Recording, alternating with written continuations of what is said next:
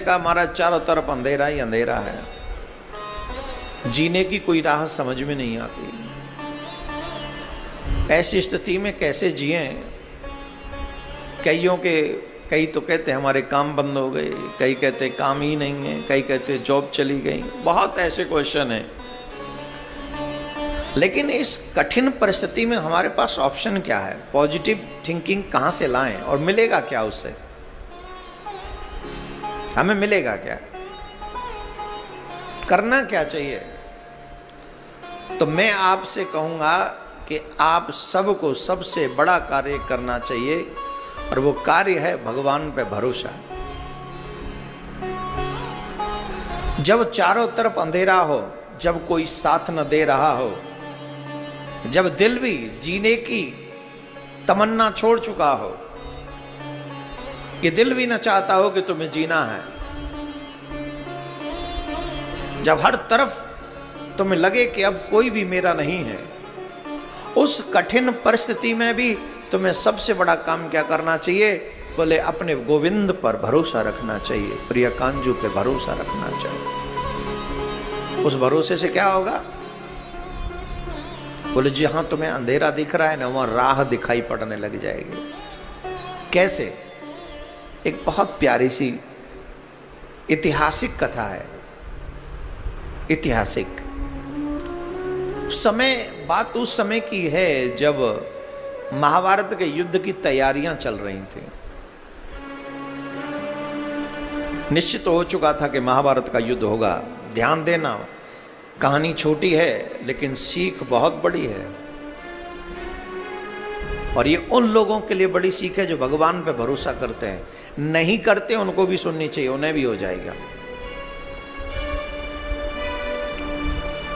समय है, बात है उस समय की जब महाभारत के युद्ध की प्रिपरेशन हो रही थी। युद्ध का ग्राउंड तैयार किया जा रहा था, जहां पे युद्ध होना था उस प्लेस को तैयार किया जा रहा था, ग्राउंड रेडी किया जा रहा था। बड़े बड़े लोग लगे हुए थे।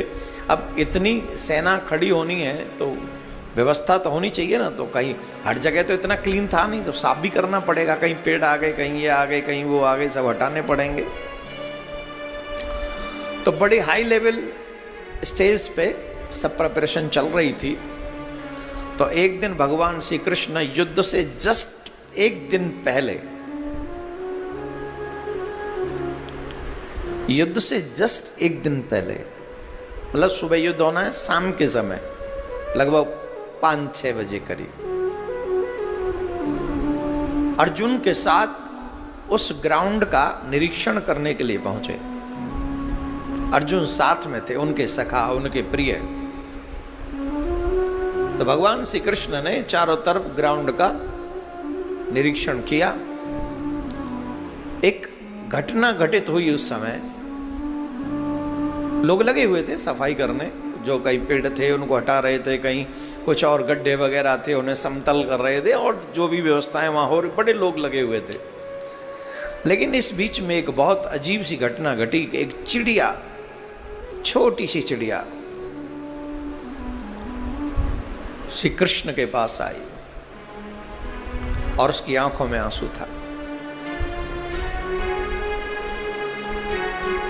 उसने कहा, मैंने सुना है आप भगवान हो, क्या यह सत्य है? भगवान मुस्कुराए। रहा है, कौन लोग हैं जो लड़ना चाहते हैं मुझे नहीं पता, परंतु एक बात तो आप भी समझ लीजिए, लोग लड़ रहे हैं, सिर्फ लोगों की हत्याएं नहीं होंगी, उससे पहले भी काफी हत्याएं हो चुकी होंगी। आप भगवान हैं, इसलिए मैं आपसे कह रही हूं, जानते हो मैं एक मां हूं, और यहां पर एक वृक्ष था, उस वृक्ष पर एक मेरा घोंसला था, उस घोंसले में मेरे अंडे थे। एक मस्त मत वाला हाथी आता है और उस पेड़ को उखाड़ के फेंक देता है। क्यों? क्योंकि कल युद्ध होना है। इसमें मेरा क्या कसूर है? होगा कसूर कौरवों का, होगा कसूर पांडवों का, वो आपस में युद्ध करना चाहते। What is the my fault? मैं क्यों सहूं? मैं मां हूं, मेरा क्या? क्या मैं, आप भगवान है तो आप पे भरोसा कर सकती हो? कृष्ण ने कहा तुम भरोसा कर सकती हो, तुम मुझ पे भरोसा कर सकती हो। और अर्जुन के साथ कृष्ण उस मैदान का निरीक्षण करके वापस चले गए, वापस चले गए। दूसरे दिन युद्ध की तैयारियां हो ही चुकी थी, युद्ध प्रारंभ होना था। दोनों तरफ सेना लग गई, एक तरफ कौरवों की, एक तरफ पांडवों की विशालकाय सेना।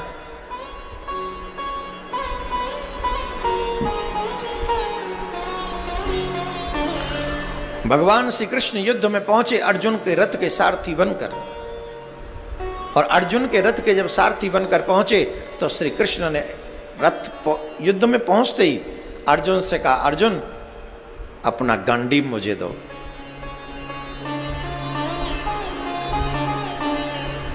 वाह, बोले क्वेश्चन मत करो, गांडीव दो। पर आपने तो ये प्रण किया है आप युद्ध में शस्त्र नहीं उठाएंगे, और आप तो पहुंचते ही अपना प्रण तोड़ रहे हैं। भगवान श्री कृष्ण ने कहा क्वेश्चन मत करो, सिर्फ गांडीव दो और एक बाण दो। भगवान कहे तो अर्जुन न करे, ये तो संभव ही नहीं। श्री कृष्ण ने गांडीव मांगा, अर्जुन ने दिया। भगवान ने, एक हाथी खड़ा था सामने, हाथी खड़ा था सामने, उस हाथी को निशाना बनाया और उस हाथी को श्री कृष्ण ऐसा क्यों कर रहे हैं? कृष्ण मुझे आज्ञा दे सकते हैं, मैं कर सकता हूं, अगर इस हाथी को ही मारना है तो मैं मार दूंगा। कृष्ण ने वो बाण चलाया, वो हाथी को नहीं लगा। हाथी के गले में एक घंटा बंधा हुआ था, वो हाथी गले में बड़े बड़े से घंटे होते, वो बंधा, वो तोड़ के फेंक मार दिया, गिर गया घंटा। अब अर्जुन कह रहा, लो एक तो प्रण तोड़ा, शस्त्र उठा लिया पहले ही दिन बिना किसी रीजन के, और वो भी एक हाथी को नहीं मार सके। एक हाथी को तो मार देते, चलो कोई बात नहीं, आपसे नहीं हुआ मैं मारता हूं, लाओ धनुष मुझे दो धनुष। भगवान श्री कृष्ण बोले कोई नहीं, हाथी नहीं मरा तो कोई बात नहीं, हमने घंटा तो गिरा ही दिया ना इसका, चलो युद्ध शुरू करो। युद्ध हुआ, कंप्लीट हुआ। 18 दिन युद्ध चला, और 18वें दिन जब युद्ध समाप्त हो गया, बड़ी मारकाट मची हुई थी, तमाम रथ हाथी घोड़े मरे पड़े थे, रथ के तमाम कड़ा वहां पर कचरा पड़ा हुआ था, लोग मरे पड़े थे, कहीं हाथ कहीं पांव, किसी का सर इत्यादि, बहुत आप जान ही सकते जिसकी कितनी अक्षौणी सेना मर गई, वो सब मरे पड़े हैं। युद्ध समाप्त हुआ, फिर भगवान श्री कृष्ण अर्जुन को लेकर फिर उस युद्ध भूमि में गए। सब लोग लगे हुए थे साफ सूफ करने, किसी को हटा के कोई देख रहा था हमारा कहाँ है, किधर है, क्या है, सब उसमें लगे हुए थे।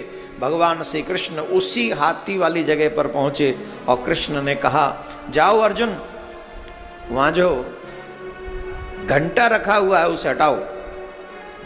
अर्जुन बोला कमाल, मन ही मन में सोचा होगा उसने, मैं विश्व विजयी हूं, इतने लोग साफ सफाई कर रहे हैं, अब इसमें मुझे घंटा उठाने के लिए भगवान क्यों कह रहे हैं? लेकिन बोल नहीं सकता था, क्योंकि वो जानते थे भगवान है। मन में आ गया होगा कोई विचार, या हो सकता है मुझे कोई और नया उपदेश दे रहे होंगे, क्योंकि ये तो सर्वेश्वर हैं।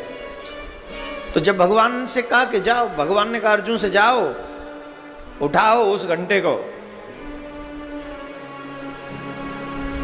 उस घंटे को अर्जुन ने हटाया और उसमें से चिड़िया के बच्चे खिलखिलाते हुए, चिचियाते हुए, क्या गजब से मुस्कुराते हुए, घंटा हटाते ही दौड़कर उड़ते हुए चले अपनी माँ की तलाश में।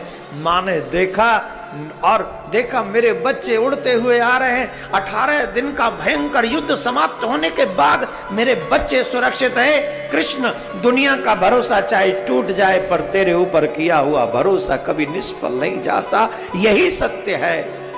कि महाभारत जैसे युद्ध में घंटा गिरा कर तूने मेरे बच्चे बचा दिए। आई बिलीव योर सेल्फ, मैं आपके ऊपर भरोसा करती हूं। कृष्ण मुस्कुरा के मानो चिड़िया से पूछ रहे, क्यों 18 दिन तो सांस गले में अटकी रही होगी। बिल्कुल, जिसके माँ के बच्चे, जिनके माँ के बच्चे उस ग्राउंड में जहां भयंकर युद्ध हो रहा है, उस माँ की स्थिति क्या होगी? जान हलक में नहीं होगी तो कहां होगी? लेकिन 18वें दिन जब वो बच्चे मुस्कुराते हुए उस घंटे के नीचे से निकले होंगे तो उस माँ की खुशी का क्या ठिकाना होगा। लेकिन ये विजय किसकी है? उस चिड़िया के विश्वास के लिए। उस चिड़िया ने बिलीव किया, फेथ किया, विश्वास किया।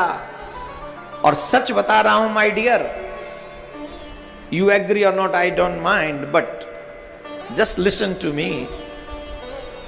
If you agree with my thinking, then you can believe in your God, Lord Shiva and Lord Krishna. It's your choice.